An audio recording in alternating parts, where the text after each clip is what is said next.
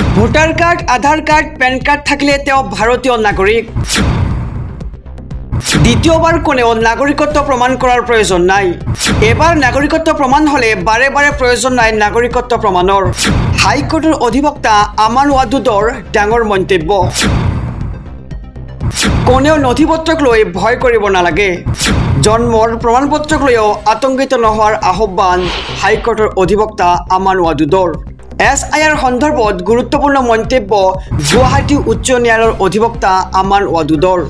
এফালে হাইকোৰ্টে দিছে বৃহৎ ৰায়দান যে ভোটাৰ কাৰ্ড পান কাৰ্ড থাকিলেও ভাৰতীয় নাগৰিক বুলি প্ৰমাণ নহব আনফালে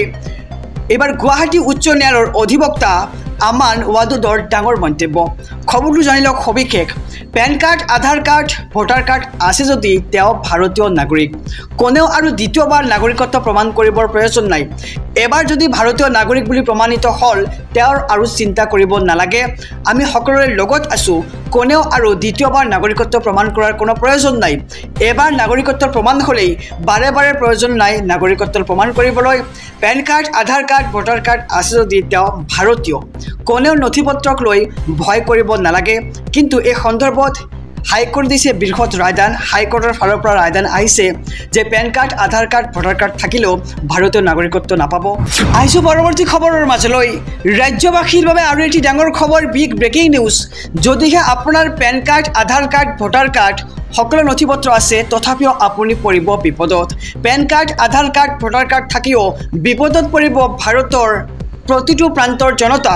ভুৱা নথিপত্ৰৰেও নাগৰিকত্ব লৈ আছে বহু লোকে আৰু এইবাৰ হাইকোৰ্টৰ বৃহৎ ৰায়দান এই মুহূৰ্তৰ খবৰ জনাইছো পেন কাৰ্ড আধাৰ কাৰ্ড ভোটাৰ কাৰ্ড থাকিও বিপদত পৰিবলৈ গৈ আছে ভাৰতৰ প্ৰতিটো প্ৰান্তৰ জনতা ভুৱা নথিপত্ৰৰেও নাগৰিকত্ব লৈ আছে বহু লোকে আৰু হাইকোৰ্টৰ এইবাৰ বৃহৎ ৰায়দান দিয়ে দেখিবলৈ পোৱা গৈছে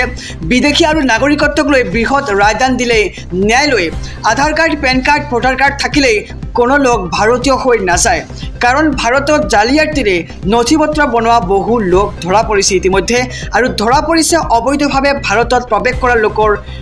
সংখ্যা বৃদ্ধিৰ বিষয়টো আৰু অবৈধভাৱে ভাৰতত থকা